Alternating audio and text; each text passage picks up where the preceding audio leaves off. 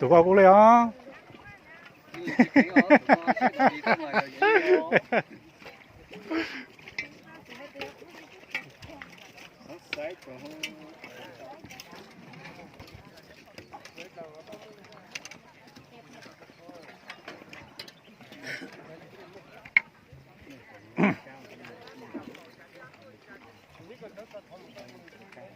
Để vô để mà mua cho anh tao lại lại thì còn được không?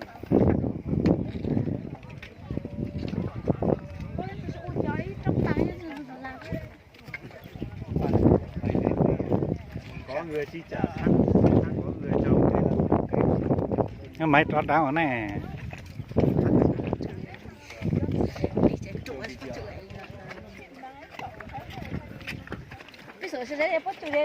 Quay để được chơi cả buổi sáng thôi vào mấy ảnh Một tí 1 giờ chiều là sang cả các thế giới luôn. Không phải ở đây nữa đâu.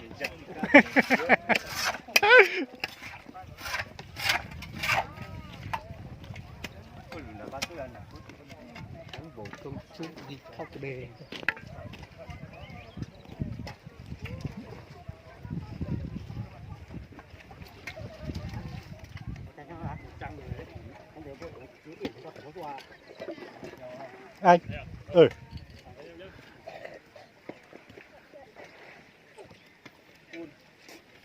cũng có luôn mà sổ ấy. Này mà không chia nhau ra cái đi một dọc này thì mỗi người làng một tí đi thôi. Nhưng mà sắp xong rồi, gần hết rồi. Đấy, hết rồi mỗi người đầu kia là xuống hết rồi đúng không? Ra cái đầu mà bây giờ nhìn thấy kia là hết rồi.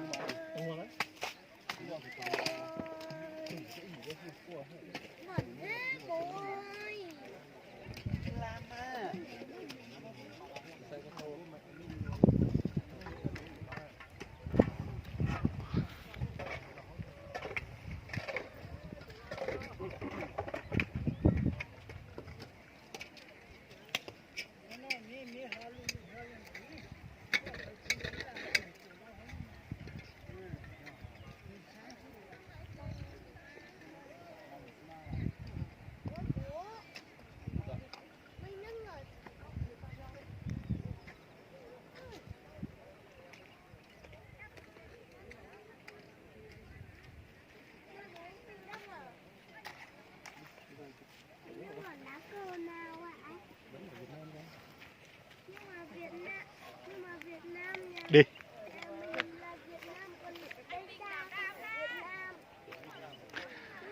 Quay dài tí nữa.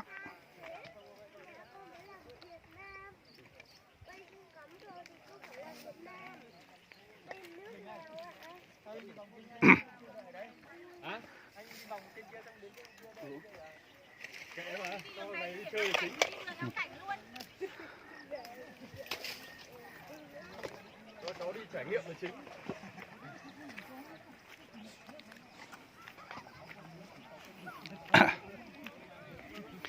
Ta nước nó mong đủ lỡ ta thắc đi. Lo dễ cờ đều.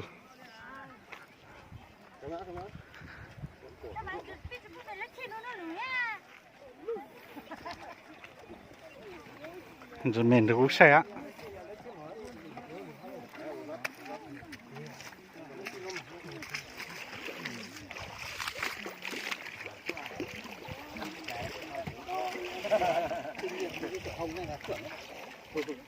muốn rửa lại cái chân đi. thì nước ra con rửa con tết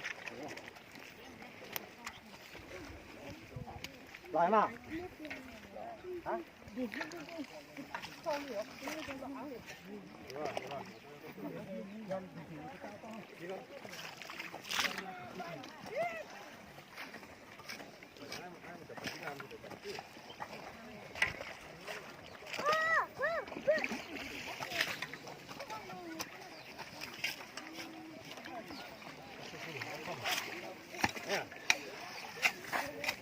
是有套了呀。đúng là thao cái đấy đấy.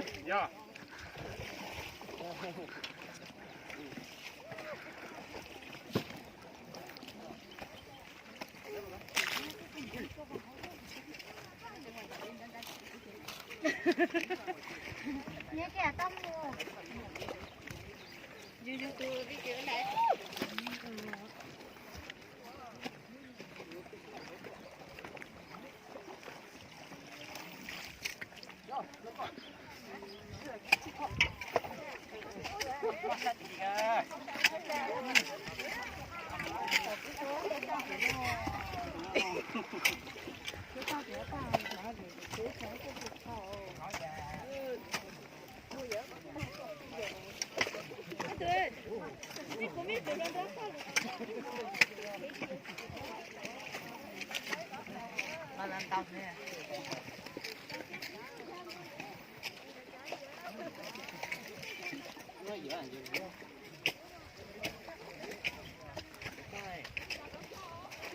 Ôi trời ơi. Đúc lại. Cái gì mở ta?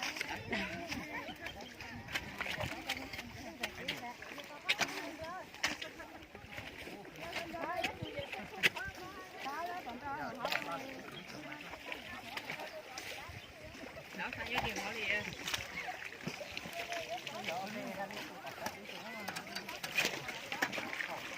chúng thì lúc lúc tới này đấy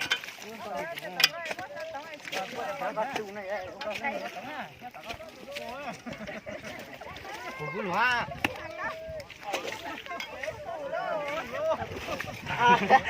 cao giúp không được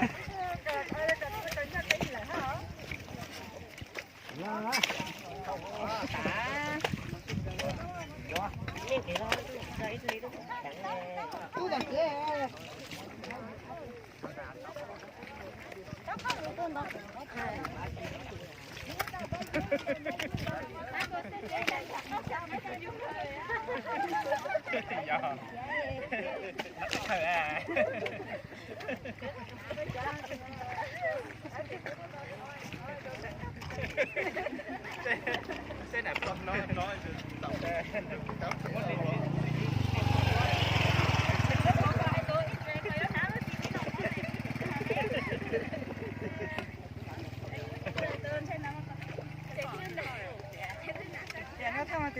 lột lột đó mà.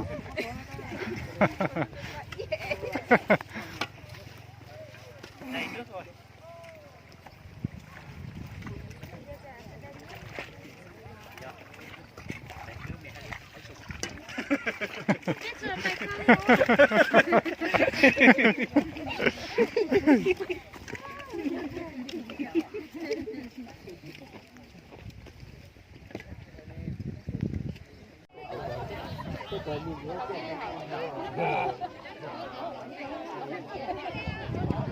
Hai các anh lên là coi như lên đánh hai anh đánh cả cùng ấy.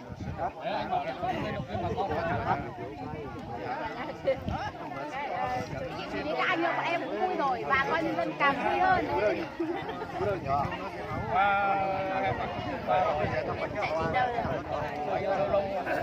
Lâu nha mình không lên xã.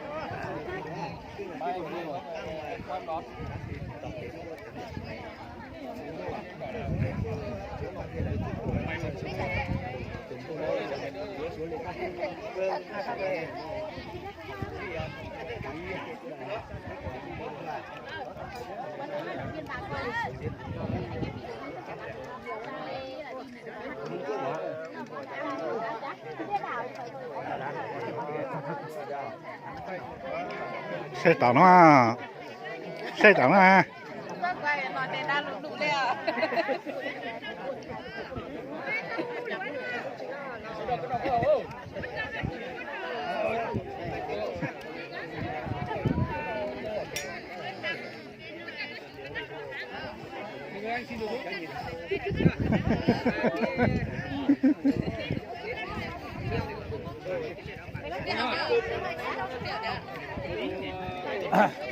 เอาsao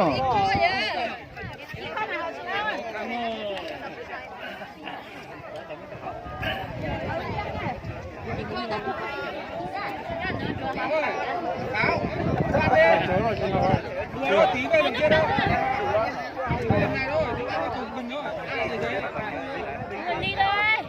Dắt anh đẩy nhá. Dắt anh đẩy nhá. Ra luôn. Chị tôi nhận toàn chịu rồi. họ chở mà tất cả họ Để sáng nhưng mà lấy ra bỏ về à? Con chơi ở chỗ này nó an toàn. Hôm mình sẽ về. Hôm không đọc ai say. Không phải em tỉnh. Con đại hóa thì em sai. Không phải em đọc. Không. Không có sai được. Có phải con đến hai hội chị nhé? với coi Có người bị ngồi nhưng mà ngồi chưa? Ai Con không có ai đâu. Nhưng mà có thì Đại hội nông dân thì có chứ. đại hội nông dân thì em nhưng mà con đá thì chắc không có ai xuống được. Luôn.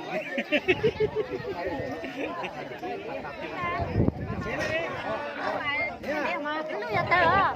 Nó tươi tờ. Chị biết hỏi tăng à? chụp cái khăn vào hàng họ chế ơ. Mày á. Sao mày á? Ôi.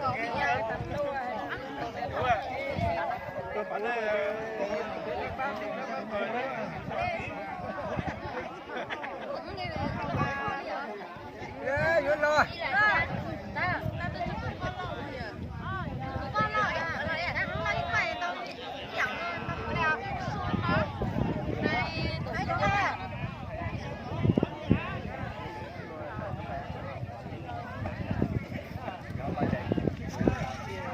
Khẩu ấy. Lâu rồi, giận.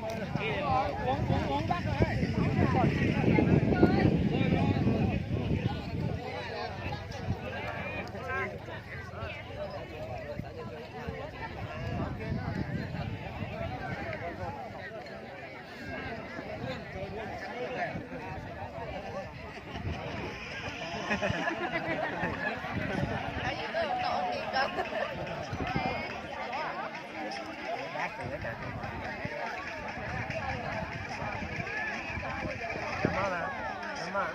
Sáng tôi chọc hàng